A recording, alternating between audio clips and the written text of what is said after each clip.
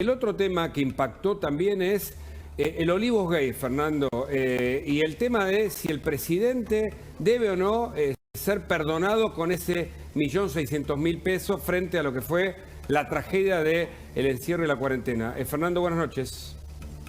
¿Qué tal? ¿Cómo estás, Hugo? Bueno, me parece evidente cuál es mi opinión. Siempre he sostenido, y lo he escrito en algún libro, que el peronismo tiene varios de sus aspectos son medievales. Y esto es medieval. Es la época, no sé si recuerdan, cuando se le pagaba a la iglesia por el perdón de los pecados. Me parece que es de un nivel de atrofia moral y de retroceso. Yo creo además que el fiscal debería hacer otra cosa. El fiscal, me parece vergonzoso que acepte esto, me parece que debería hacer otra cosa. Me parece que nos estamos quedando cortos. Porque damos por sentado, además, eso que se vio ahí, esa fiesta con Fabiola y todo lo demás, fue todo lo que pasó en Olivos. ¿Estamos seguros de esto? ¿No merece que los fiscales de la nación investiguen todo lo que pasó en Olivos durante la cuarentena? Yo he escuchado muchísimas versiones y no las voy a hacer públicas porque como no tengo pruebas, claro, y son versiones que pueden ser manipulables y antojadizas, no corresponde, pero sí corresponde que los fiscales averigüen eso. A mí me llama mucho la atención. Yo recuerdo, había una editorial en Argentina que se especializaba en poner fotógrafos para seguir a una persona, ¿no? Les interesaba una persona que estaba, pues, por algún motivo en el candelero, le ponían un equipo de todos lados. No se les ocurrió poner una cámara y un... A nadie se le ocurre nada en este país, ¿no? Un par de cosas. Y me parece que la Fiscalía tiene las principales responsabilidades. Álvaro, no, pero además hay cosas que son muy graves. A ver, estamos hablando de 129.000 muertos, casi todos sin cumplir el plan de vacunación completa, de graves responsabilidades del gobierno en que esa vacunación no fuera completa. Estamos hablando del vacunatorio VIP, pero sobre todo estamos hablando de las más graves violaciones a los derechos humanos de la democracia. Y estamos hablando de gente que por violar la cuarentena terminó en la comisaría y hubo un par de chicas que en San Luis, una chica en San Luis y otra creo que fue en Tucumán, que murieron en las comisarías.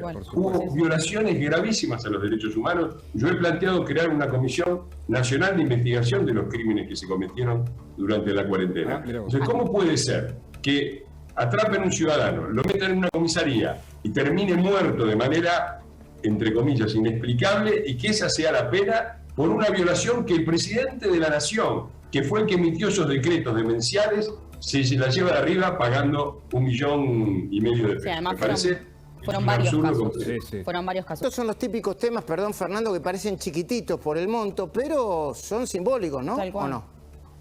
No, forman parte de una concepción del Estado que también es medieval, ¿no? Todo en la antigüedad, pero todo pertenecía al monarca, ¿no? La propiedad era la propiedad del territorio, la propiedad de la vida de los súbditos. Ellos también, yo creo que no lo hacen ni siquiera por un interés económico, sino porque no se dan cuenta, no son capaces, eso se llama, en términos de Weber, patrimonialismo, es decir, no logran distinguir el patrimonio estatal del propio, toman el Estado como si fuera propio. Es lo mismo que Cristina, que se toma el avión presidencial para ir a Calafate. Eso es monárquico, es monárquico, no diferenciar. Exactamente lo mismo. El límite entre lo propio y lo privado, entre lo propio y lo del Estado, entre lo que pertenece a los gobernantes y lo que es del Estado, no lo tienen. Entonces, obviamente se sabe para dónde va toda esa plata, ¿no?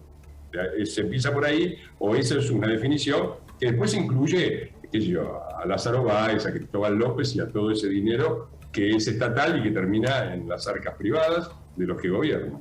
La palabra, estuve leyendo extractos de tu libro, creo, Fernando, donde... o una columna que no sé si tiene que ver con tu último libro, me corregirás vos, es un ensayo contrafáctico de qué hubiera pasado si Macri gobernaba y cómo exageraron la idea de que Macri había hecho todo mal, por un lado. Y esto me conecta con la idea de que empezamos a hablar en la conversación con Hugo, con Agustina y con Álvaro, sobre la idea de la estafa, el fraude o la defraudación. Hay varias maneras de estafar, ¿no? Comercialmente, económicamente, y otra es electoralmente, políticamente, a través de las promesas, ¿no? Sí, sin duda. Bueno, sí, lo que probablemente hayas leído es mi último artículo que publiqué en La Nación, que es casi un extracto de la parte final de mi último libro, Los días más felices, que es un análisis de los 4 ciclos peronistas que concluye, las últimas 80 páginas son sobre el gobierno actual. Y yo me hago una pregunta, porque se ha instalado esta idea, que bueno, en el mejor de los casos la gente te concede que Cambiemos fue un buen gobierno en infraestructura, en internacionales, en seguridad, pero en economía un desastre. Bueno, yo me pregunté qué habría pasado sin Cambiemos. Es decir, ¿qué habría pasado si en 2015, en vez de ganar Macri, hubiera ganado Scioli? Y Scioli hubiera hecho con la macroeconomía lo mismo que hizo Cristina en los 4 años anteriores. O si hubiéramos sacado mágicamente 4 años y después del 2015 siguiera directamente Alberto Fernández con los números macroeconómicos que le dejaba Cristina Kirchner. Y la respuesta, que en el libro analizo claramente con datos y con estadísticas, es que el país se hubiera explotado, hubiera volado por los aires, estaríamos con un déficit fiscal de alrededor del 15%, un déficit primario del 15%, estaríamos importando por 8.000 millones de dólares solamente energéticos. Es decir, hubiera volado por los aires, y eso nos sirve para caracterizar lo que fue Cambiemos desde el punto de vista económico. No fue un fracaso, fue un muy difícil aterrizaje de emergencia. La Argentina en 2015 era un avión que se venía a pique, que se caía, y hubo que hacer un aterrizaje forzoso. Por supuesto que a nadie le gustó, por supuesto que muchos se golpearon, por supuesto que muchos salieron heridos y casi todos estaban enojados con el gobierno. Pero si no hubiera habido ese aterrizaje de emergencia, lo que hubiera habido es una explosión como la que hubo en la Argentina, como la que hubo en el 75, en el 89 con la ISPER, en el 2001 con lo que pasó en el 2001. Y eso me parece que es darle el aspecto justo. Es cierto que muchos objetivos no se lograron, desde luego, pero también es cierto que se evitó una catástrofe económica como las muchas que vivió la Argentina, y se dejó un colchón del que todavía estamos viviendo, se está acabando ahora, pero se le dejó a este gobierno un colchón fiscal, un colchón comercial, muy baja emisión, casi un año sin emitir, superávit comercial, equilibrio fiscal. Todo eso lo liquidaron en 2 años y acá estamos. Aprovecho que mencionás la última reflexión de Fernando Iglesias, por favor, sobre esto. Por favor. Bueno, yo ya lo empiezo a tomar como algo personal. Yo, si bien nací en Capital Federal, me crié en Avellaneda, soy hincha Independiente, y muchos creen que tengo una obsesión con el peronismo. Yo creo que el peronismo tiene una obsesión conmigo. O sea, destruyó el país, destruyó la provincia de Buenos Aires, destruyó Avellaneda, separó, porque la grita separó, y destruyó gran parte de mi familia, y ahora van por el club, por el club de mis abuelos, Independiente, del que fui hincha desde que nací. Así que, ¿qué puedo decir? Adhiero a las palabras de Álvaro. Cuando las instituciones, el liberalismo, el rol central del liberalismo ha sido la construcción de instituciones, Alberti.